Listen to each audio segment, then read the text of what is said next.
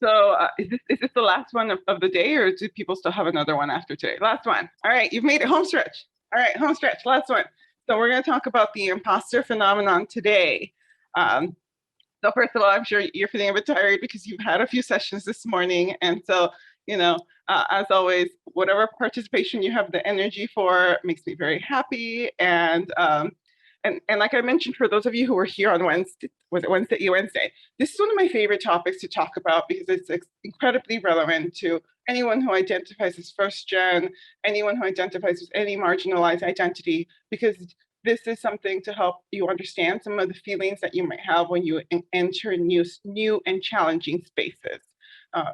And really recognizing what this is. I've done this talk many times, and it's always, I always love to hear what people learn about themselves, how they begin to gain more insight into some of the characteristics or some of the traits or some of the ways that they can begin to work on it to challenge that, right? And so I'll talk about it. And I realize as I'm saying this, I want to, the imposter phenomenon is also a term for the imposter syndrome, which is often what's most commonly used.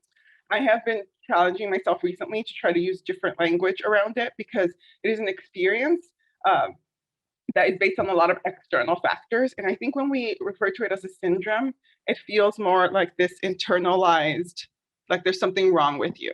And I want to highlight that when we talk about the phenomenon, it means there's nothing wrong with you. There's something in society that creates this space where it creates this pressure and then internal pressure, and you feel this. And so what is this? So before I share, I want to know, is anyone familiar with this, with the imposter phenomenon, or most commonly referred to as imposter syndrome, what it means?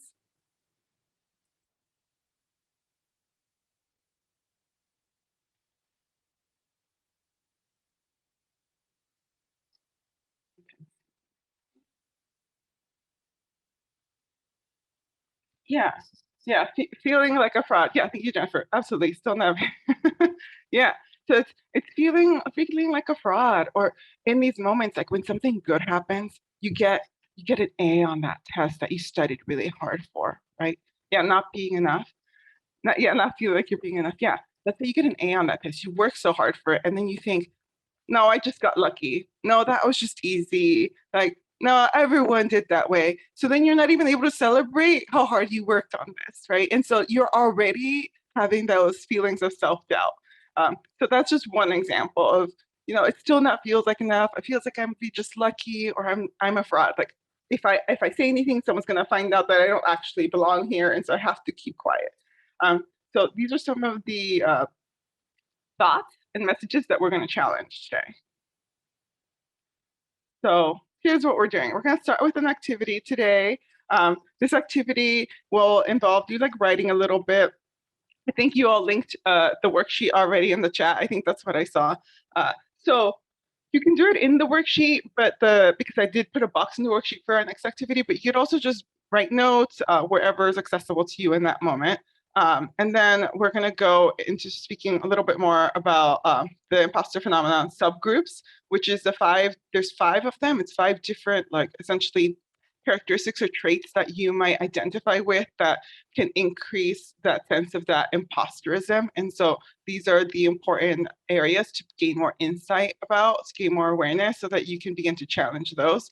Then we'll go into some strategies for managing and overcoming imposter syndrome, which are strategies that are highlighted in the worksheet that I created. And like always, at the end, I will go over the resources.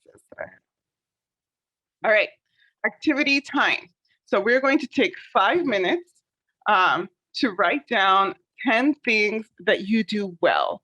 And so again, you can do this on the worksheet that was linked, or you can just open up your phone and take notes in any of your notepad options, or if you have a pen and paper or anything like that. So I'm just setting the timer now.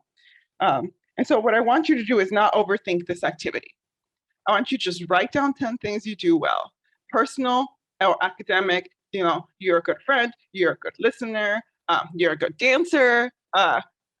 It doesn't matter what types of things they are. I just want you to write them down. So there's about 4 minutes and 30 seconds left at this point. So I'll stop talking so you can focus. But yeah, don't overthink it. 5 minutes, 10 things you do well.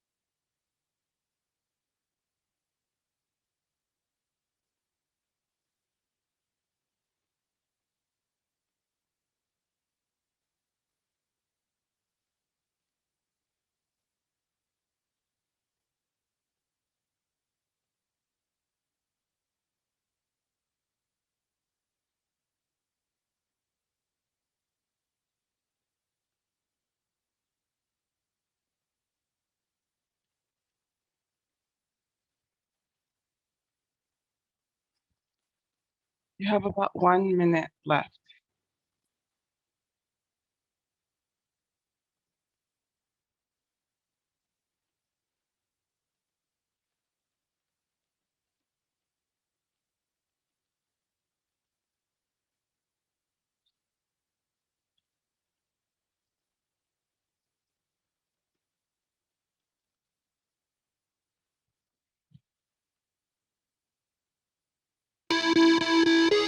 Sorry, that was meant for later. Okay. All right.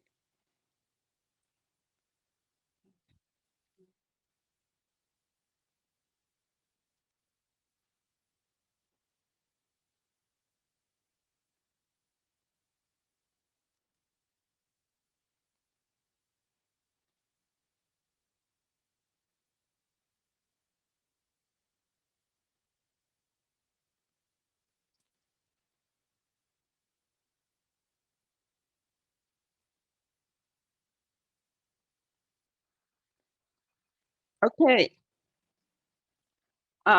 So we're back after the 5 minutes. How was that for you all? So I want to hear, you don't have to share. So let me start with, you don't have to share any of the things that you wrote unless you want to. What I want to hear more about, what was it like? Did you find it easy to think of things to add to this list? Um, and if you found any challenges, what types of challenges?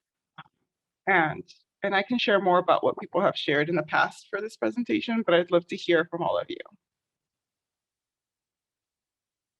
All right. I think that for me, it was kind of difficult at first, and now that I look at my list, I feel like most of these things are things that I feel like I'm good at because I do them for others, and not necessarily like I don't necessarily think there's a lot in my list that is just like, oh, I'm just good at making this because or like doing this because like I enjoy it. It's mostly like all of my things are like in relation to others. Like I'm a good listener. Like I'm good at like making people laugh, or like I give really good hugs, right? I feel like most of them are in relation to what I can do for others. Because it was easier for me to be like, what can I do for others instead of being like, what am I actually good at Mhm. doing? If that makes sense, so yes. Yeah, and so with that, it helps you gain a little bit more insight into one of your strengths, is your conscientiousness towards others, that you're thoughtful towards others, right? And finding ways to then, instead of expanding that, adding other things to your life. I saw oh, hold on, I saw the chat. Jennifer saying procrastinate because it's hard to think positively. Okay. Yeah. And so that's helpful that you shared, Jennifer, because I really think that we'll talk about that further as we go into these different subtypes. So Nayeli, I'm good at relating to others. Anyone else want to share about what it was like surviving? Yeah.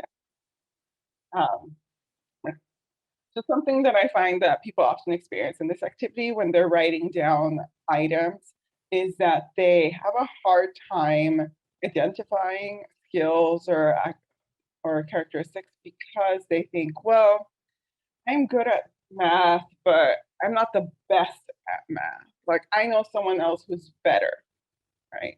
And there's this a sense of self-comparison where it's hard to say I do this well because I think other people can do it. And I want to challenge that if that was you, right? If that was a thought that came up for you, because um, I'm not, I'm not asking write down 10 things that you are an expert at. I'm asking you to share what are 10 things that you do well. And multiple people can do math well, can do, it's funny that I say math because math is not actually my strong subject. So that's just, but yeah, so really recognizing how much how much power there is in just owning the things that you do well in without engaging in a self-comparison.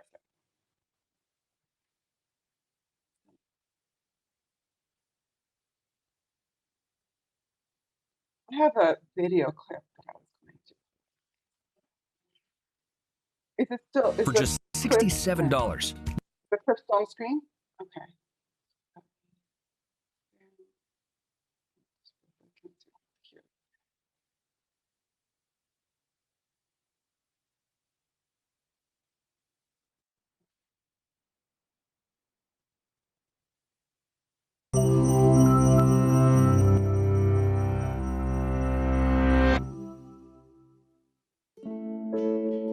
Even after writing 11 books and winning several prestigious awards, Maya Angelou couldn't escape the nagging doubt that she hadn't really earned her accomplishments.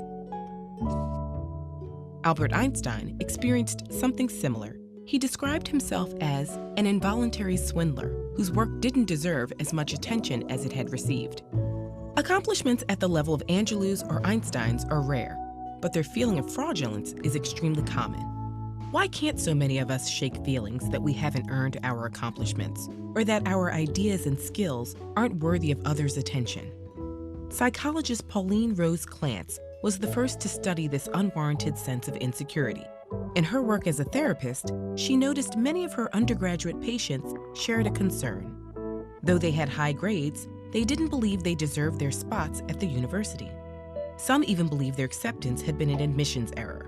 While Clance knew these fears were unfounded, she could also remember feeling the exact same way in graduate school. She and her patients experienced something that goes by a number of names: imposter phenomenon, imposter experience, and imposter syndrome. Together with colleague Suzanne Imes, Clance first studied imposterism in female college students and faculty. Their work established pervasive feelings of fraudulence in this group. Since that first study, the same thing has been established across gender, race, age, and a huge range of occupations, though it may be more prevalent and disproportionately affect the experiences of underrepresented or disadvantaged groups. To call it a syndrome is to downplay how universal it is. It's not a disease or an abnormality, and it isn't necessarily tied to depression, anxiety, or self-esteem. Where do these feelings of fraudulence come from? People who are highly skilled or accomplished tend to think others are just as skilled. This can spiral into feelings that they don't deserve accolades and opportunities over other people. And as Angelou and Einstein experienced, there's often no threshold of accomplishment that puts these feelings to rest. Feelings of imposterism aren't restricted to highly skilled individuals either. Everyone is susceptible to a phenomenon known as pluralistic ignorance, where we each doubt ourselves privately, but believe we're alone in thinking that way because no one else voices their doubts. Since it's tough to really know how hard our peers work, how difficult they find certain tasks, or how much they doubt themselves, there's no easy way to dismiss feelings that we're less capable than the people around us. Intense feelings of imposterism can prevent people from sharing their great ideas or applying for jobs and programs where they'd excel. At least so far, the most surefire way to combat imposter syndrome is to talk about it. Many people suffering from imposter syndrome are afraid that if they ask about their performance, their fears will be confirmed. And even when they receive positive feedback, it often fails to ease feelings of fraudulence. But on the other hand, hearing that an advisor or mentor has experienced feelings of imposterism can help relieve those feelings. The same goes for peers. Even simply finding out there's a term for these feelings can be an incredible relief. Once you're aware of the phenomenon, you can combat your own imposter syndrome by collecting and revisiting positive feedback. One scientist who kept blaming herself for problems in her lab started to document the causes every time something went wrong. Eventually, she realized most of the problems came from equipment failure and came to recognize her own competence. We may never be able to banish these feelings entirely, but we can have open conversations about academic or professional challenges. With increasing awareness of how common these experiences are, perhaps we can feel freer to be frank about our feelings and build confidence in some simple truths. You have talent, you are capable, and you belong.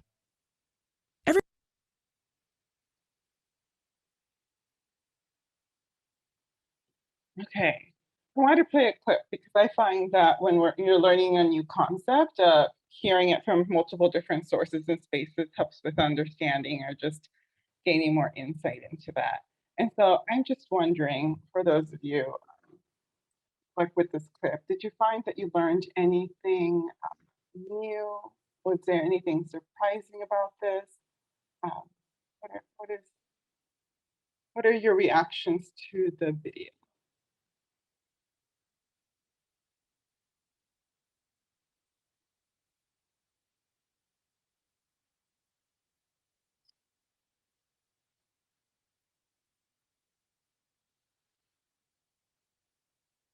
Yeah, so feelings of being an imposter can come and go depending on the situation.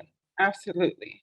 And there's a concept that was brought up in there that I want to highlight. There's a lot of I know there's a lot of like bigger terms. So the pluralistic ignorance, right? So that's just this term to describe how most people experience, you know, that self-doubt, but it's just never talked about, right? Or it's just not understood. And so that's what I want to hold on to, is to remember that whenever you have kind of these thoughts, and you may not have experienced them yet, it depends on different settings that you're in.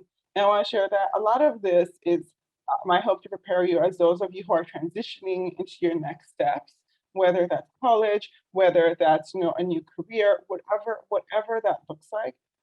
Yeah, it does happen a lot of college, but when you're in transitions, that's especially when you experience it. So just keeping that in mind, that this isn't just happen to students who go straight to like a 4-year college. It's the experiences at all levels, right? Community college, trade schools, all of it, because you're going into a new space and you're trying to really prove yourself. Right, so let me go into these 5 subtypes that I was talking to you all, that I mentioned before. So with these, what I want you to think about as I'm sharing these, and I'll ask as I go, but really think about, you know, is this something that I often find myself doing? Do I identify with any of this? Because that is what will help you begin to gain more insight into what causes the emotional distress around the imposter phenomenon. Oh, and then something that I'll say, because I'm sure you'll notice between the video and how I type it, the way that people spell imposter is both with an O and an E at the end. They're both appropriate. Apparently, this is a word that just has double spelling. So just something to keep in mind when you're looking it up, you'll see both versions of it. They're both right. All right, so I'm going to just go into each one of these and let's see which one which one or ones you've identified with, and I'll share some examples. So the first one is the perfectionist. So the perfectionist is a person that needs to do everything, as you imagine, perfectly. And then the issue is, though, whenever there is a mistake, then they're a failure, and then that increases that sense of self-doubt, and that increases those feelings of being an imposter or a fraud, and then it becomes a cycle. So this might be, you know, you turn in an assignment, or you work on a project, and after you turn it in, you realize there was a small mistake, or it didn't come out exactly the way that you would like. Then you immediately feel like, well, I'm a failure because this wasn't perfect. Something that is common with people who identify as perfectionists, and I want to highlight this because some of you mentioned this earlier. People who are perfectionist tendencies, one of the ways that they begin to cope with this, to manage it, is they procrastinate. They will begin to avoid doing some of the work, because then if the work doesn't come out the way they want to do it, it's not because of anything that they did, it's because they didn't have enough time. It's because they chose to do it at late. And so if I had more time, I would have done a better job. And that's easier to accept than thinking about I'm turning in something that's flawed as a perfectionist. But all that does is reinforce that cycle of I'm not good enough, right? I need to do better. Why can't I do better? So that's the perfectionist. Yeah, yeah. So, and so, and so, Jennifer, yeah, no. So as you're thinking of this is something that fits for you, really thinking about how do I begin to change this, right? These are the things that are in your control, and it's baby steps, right? It's baby steps. It is not, I suddenly stop procrastinating. I procrastinate all the time still with things, and it's having to find a balance with that, right? Navigating, like, at what point how can I shift my priorities to make sure that I'm meeting my expectations for where I want to be. So this is the perfectionist. The next one is the super student. So the super student is everything. right? You know, you can imagine they're like involved in all of the clubs. Maybe they're also an athlete. They do everything, and they're always there for you. Oh, you need help? I got you. You need a ride? I got you. Like, what else can I do for you? Like, oh, you need someone to pick you up from your night shift at work? I'm gonna go do that for you, right? In addition to maybe working a job, going to school, and whatever else they have on their plate. And so here's what's happening. You now you're juggling so much. And when something falls off, like you oversleep, something doesn't work out the way that you wanted it to, you're like, I failed. And you don't look at the fact that you took on too much. You think, no, I should be able to handle that much, right? And so the problem with this is that then they just what they keep doing is just adding more things to continue to prove to themselves that they can do everything, and continuing to experience moments when they're feeling overwhelmed with how much it is. So people who identify in this category will sometimes struggle with saying no, right? And having boundaries around what they can and can't do, because they should be able to do everything for everyone, right? And so if you're in this category, it's beginning to really take a look at how much you have on your plate and how can you, again, shift your priorities. With every single one of these, it's like, how do you just prioritize things differently so then you can navigate the feelings that you have that are related to this? And I'm seeing Maria. I was president of 2 clubs on campus, participated in several committees, had a job on campus, attended all the programs on campus, had a radio show, and was a double major. No, Rolando, you aren't kidding when you said that you felt like you were all of these. I saw them and I was like, this is literally, I was like, no. I was like, please do not do this to yourself because I have gone through that. I was like, no. Bianca, and you feel exposed. Absolutely. So again, the purpose of today is to gain that awareness. When you recognize this, then you start to think about it differently and prioritize your needs. Your needs should come first. If you need to sleep instead of, go to that other show that your friend is having, but you're just that tired and you want to support them, but you're like, I'm just really, really tired and like I'm gonna be miserable there. But and it's going to be okay because they'll understand that I just worked a 12-hour day and I have to be up at 5 a.m. the next day and do not have the energy to show up, right? So it's really navigating that, right, for you, depending on how much is on your plate. So that's a super student. Then we have the natural genius. I experience this a lot in my work. I've experienced this one myself. So the natural genius is, certain things feel like they just come really easy to you until they don't. And the moment they don't, it's like, what's wrong with me? So instead of thinking, oh, it's just going to take me a little bit longer to learn this, I just have to try a little bit harder, it's automatic. Maybe I'm not cut out for this, maybe I don't belong here. And I found that I experienced that significantly my first year in college, right? Really struggling, really being challenged, and not understanding why. But it was because I wasn't used to things taking a lot more work and learning that part of it, because this was something that came easily to me with certain things. And so when I mentioned math earlier, right, like I was really good at statistics in high school. So I was like, oh, I got this. Statistics is very different than calculus. So when I had to take calculus in college because it was a requirement, I realized that I had to take a year, but I could take 2 of them, pass, no pass. And I was like, pass, no pass, because I am struggling. But I learned to navigate that by changing it so it didn't impact the other areas of my life that I stressed about. And it also meant I had to study a lot more and work harder. The soloist. Okay, this one I see in like most people who identify as first gen, right? Most people who like, especially this one, the soloist. I'm seeing.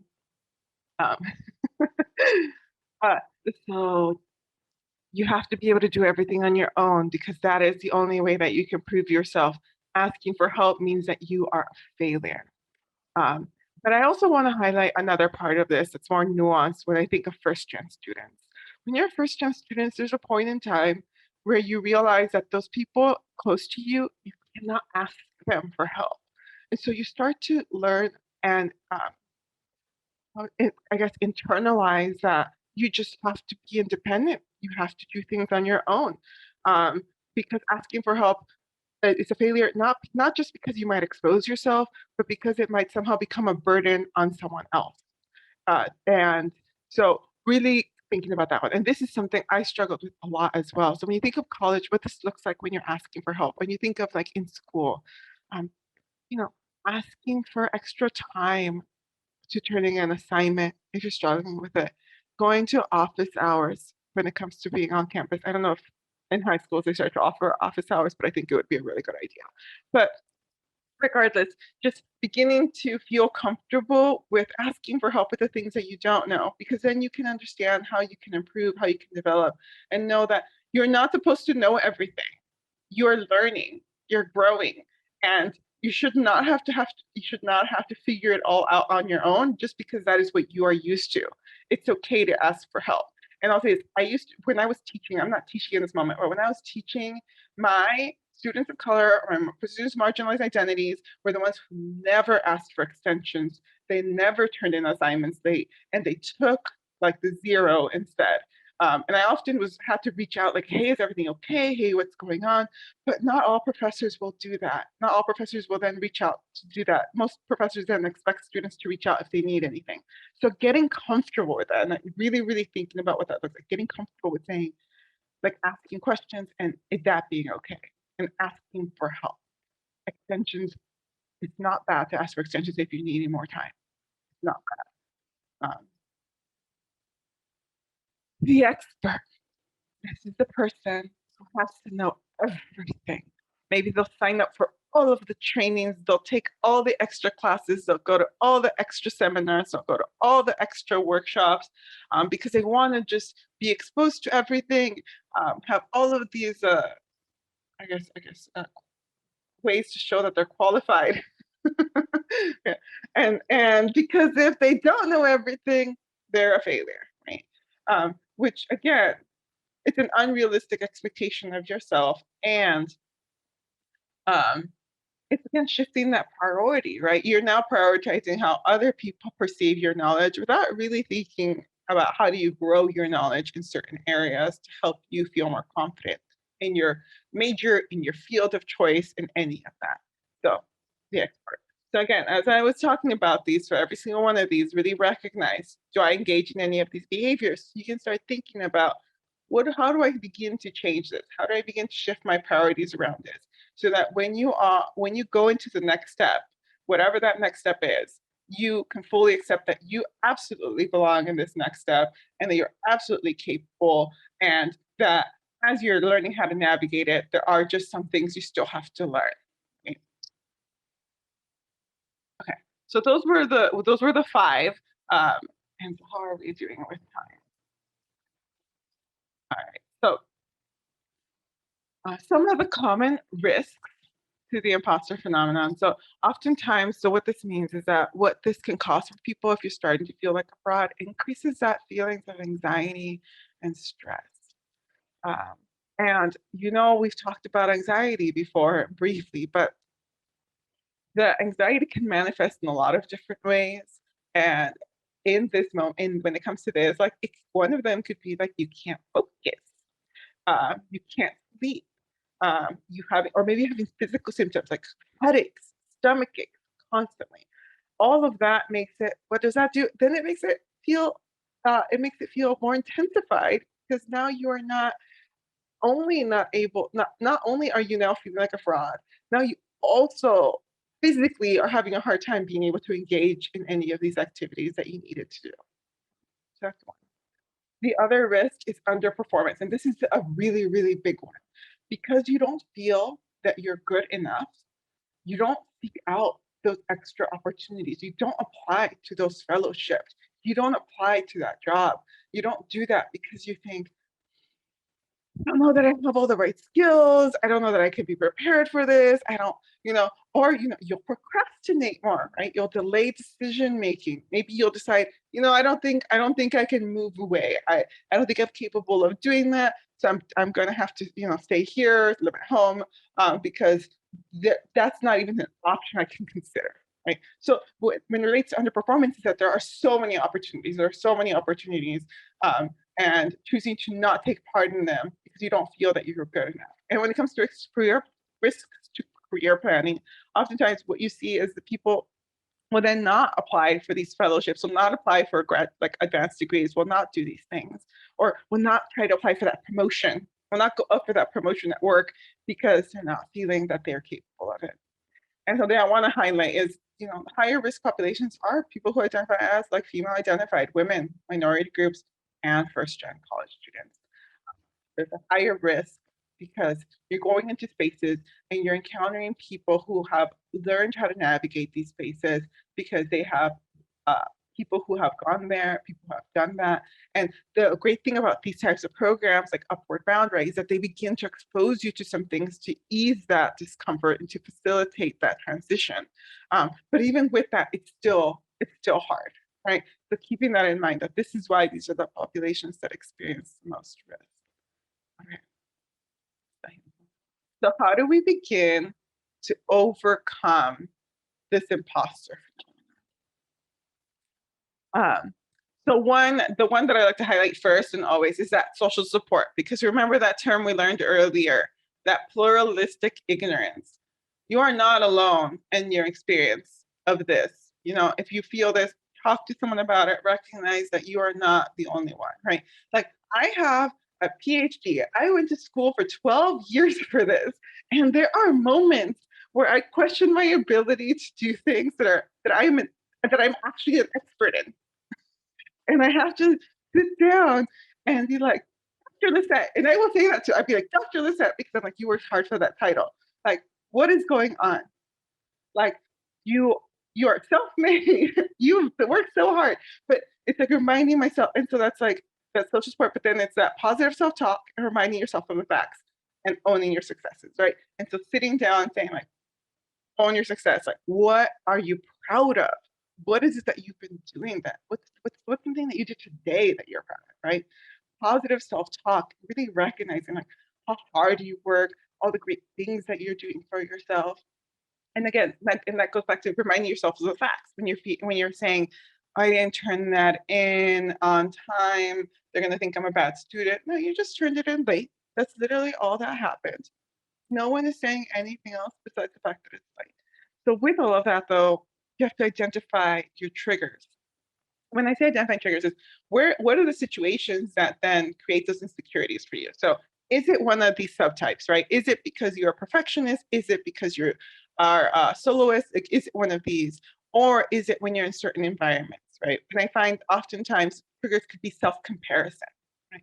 You're in a class, and I don't know if professors still do this, but when I was in school, they would show like the bell curve of like how people are performing.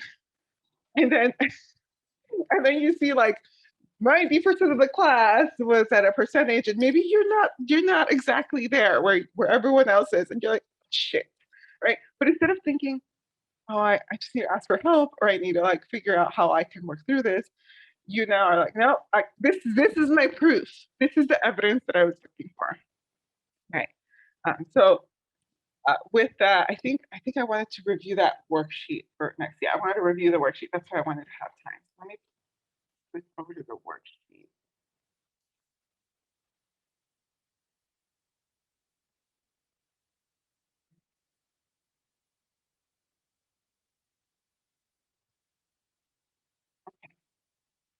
So this is the worksheet that I put in this is the one you all put in the chat earlier, right? I didn't like click on it to make sure. So I want to talk about this worksheet a little bit just so that you can take that time to do this, right? So the 10 things that you do well, that if you like have everything on this worksheet so that when you are having those moments, sorry, I was trying to speak. So when you're having those moments of feeling that imposter phenomenon kind of, this is a worksheet where like at a glance, you can have those reminders of these strategies to help you overcome the imposter phenomenon, right? You're having this, right? So you're writing 10 things that you do well. And again, 10 things just to help you start. Honestly, you can keep writing, keep doing more, and keep reflecting on that. But I always recommend at least just 10 to get you started. And then what am I proud of? Because you want to own your successes. You want to recognize the strengths that you have, and skills that I can improve. That one I highlight because we we want to be intentional about our growth, right? So when you look at that list of 10 things that you do well, and then you look at the skills that you can improve, you can look at those lists and say, so maybe you said, I'm really good at listening to others. So maybe skills you can improve is I want to be better about reflecting every day on myself. How am I feeling about myself today? How am I doing that, right? Or you might say, like, I really enjoy this. I really like being able to listen to others well, and I want to be able to, like, how do I become a better listener, right? These are skill sets that people have, or it could be more applied, like a specific subject or a specific activity. Uh, and then if you're feeling stuck, 'cause it's hard to come up with things for yourself sometimes. You need other people to gas you up. They're like, oh, tell me how cool I am, right? Then you can ask people like, what do I do well? What do you think I do well? Ask people who you trust, who will give you honest and positive feedback, right?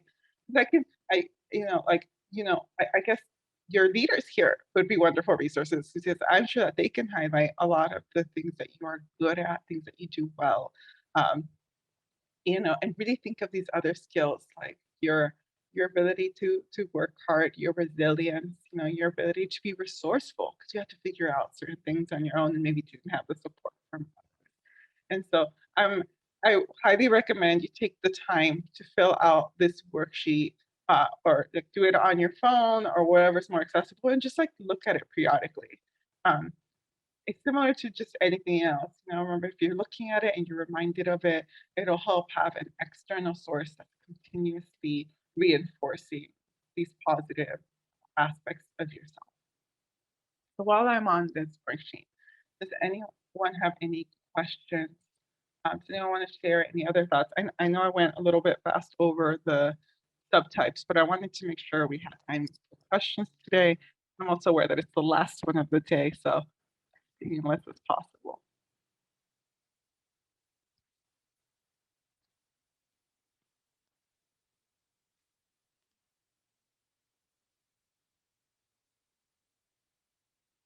Thank you, Jennifer. Yeah, there are very many different types, and it's something I find that when we break it up into the subtypes, it helps people really understand more about how it impacts them individually. And once remember, knowledge is power. Knowledge is power, because when you know, you can begin to take steps to creating that change for yourself. And change doesn't happen overnight, as a reminder. Like, it really is baby steps. Like, we're always growing, we're always learning. And once you begin to be intentional about your growing and learning, you'll be also intentional about recognizing the change. Absolutely, it's a process. I have this quote that I mean, I'm sure some of you have seen if you end up following my Instagram, but it's progress is real, pace is unique. Because the progress will happen, but the pace that it happens at is unique to you. Right? Because we all have different challenges and barriers that we have to overcome as we're taking these baby steps towards managing. Any other questions or reactions, reflections?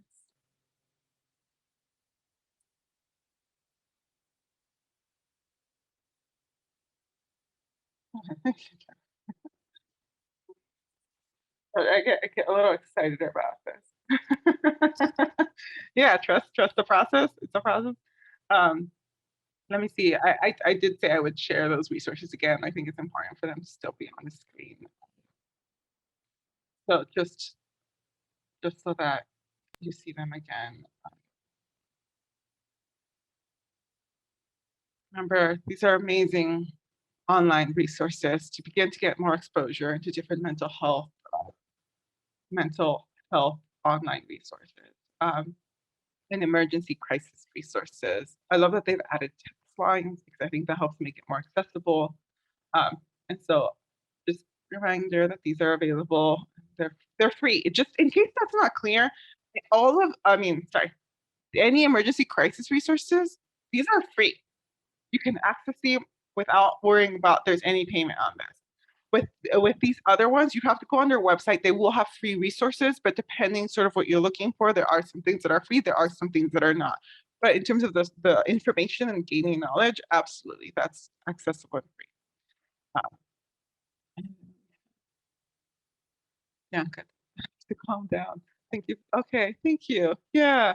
So remember, knowledge is power. So don't feel down by learning this about yourself. What you want to do with this information is think about, fill out that worksheet, and that's step one, right? Step one is beginning to get into that habit of owning your successes, positive self-talk, recognizing those triggers, having that social support. So all of those different skills that will help you be able to manage this better. Any other questions or anything else?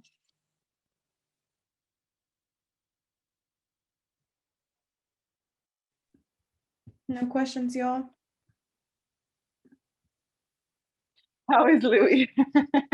Thank you. He's doing really good. He is very happy. I didn't get to walk him before our talk today, and so he's probably very excited to go on his walk after this. Yeah, actually, he hasn't been bothering me, so that's been kind of nice. Okay.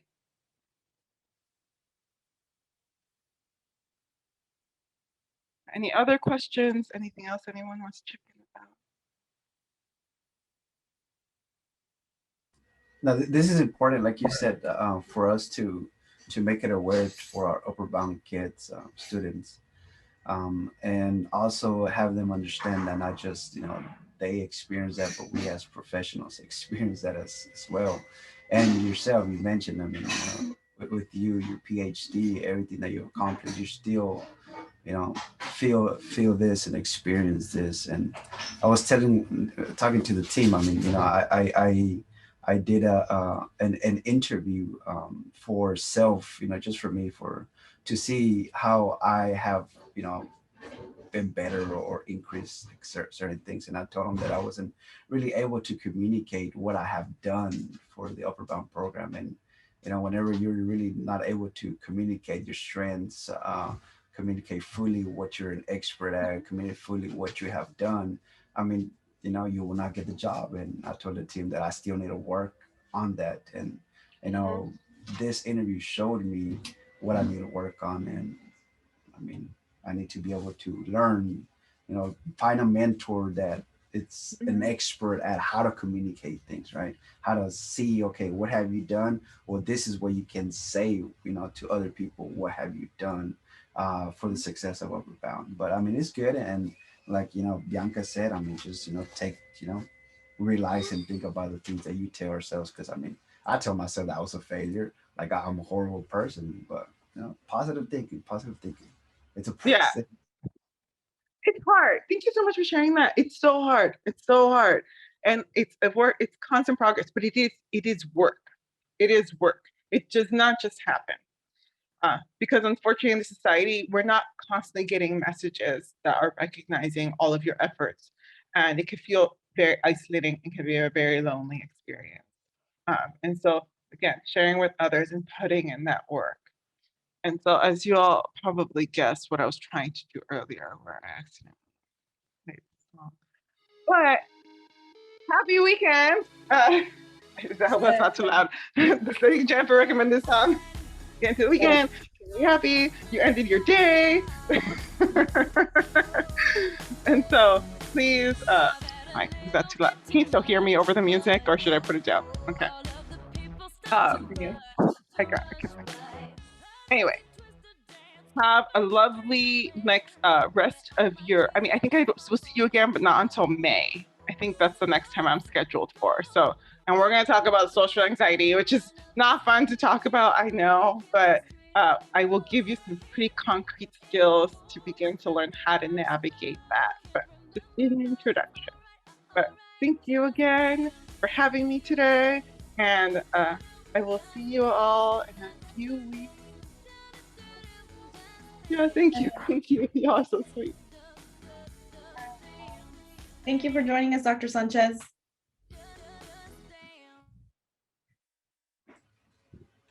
Oh wow, students. Okay, real quick. How many? One, two, three, four, five, six. Only six are left. Jesus, I'm gonna make this very fast because we only have six students. But I mean, we'll email the announcements, all that for the rest of the kids. But y'all will get that money for food. Announcements, meal cards. You attend session, you get a meal card. For the 27th, if you have not filled out the link, it is the same link. Oh, what did I do? How did I stop it? Okay, well, if you have not done it, go ahead and do it again. Did you freeze? Okay. Rose. Oh, there we go. Wow. Okay, so I put the link for the in-person. I don't know why my internet is slow, but okay, whatever. I'll put the link for the in-person. It is the same one that we did for February 20th. So if you have done it, those of you in this Saturday, if you have done it, I mean, don't worry about it. But if you don't remember that you did it, or if you haven't done it, go ahead and click that link in RSVP. Why did they stop sharing my screen? It's weird. Okay, we will upload the videos to our website, to our YouTube channel. For those that, I mean, this doesn't apply to you, okay? But I will upload this to the our website and the YouTube channel. Upcoming virtual programming. The next one is I forgot about this one. Are we having anything on the 10th, Ms. Martinez? We haven't decided, right? I guess probably not. No? Ms. Martinez? No? You're mute.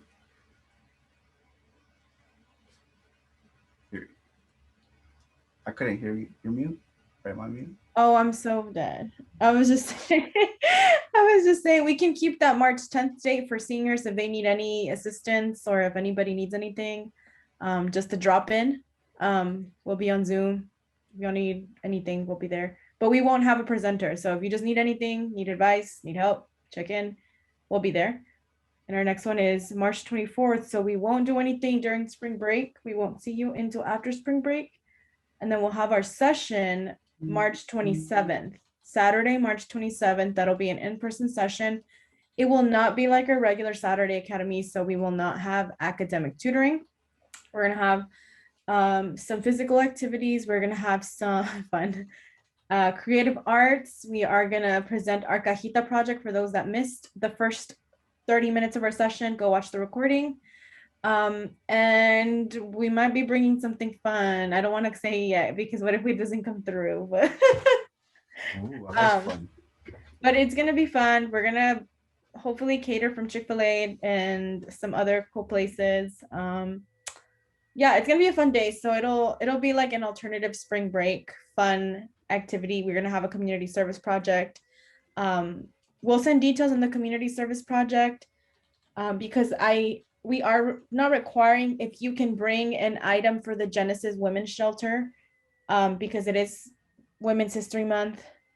We'll send a list. It's like really cheap items from the dollar store, like styrofoam cups, paper towels. I don't know if y'all saw the news, but the Genesis Women's Shelter was severely damaged from the winter storm, and it's a women's shelter it's a women's shelter for women who suffer from domestic violence, women and children's shelter here in Dallas. So we want to incorporate some community service for those that need it.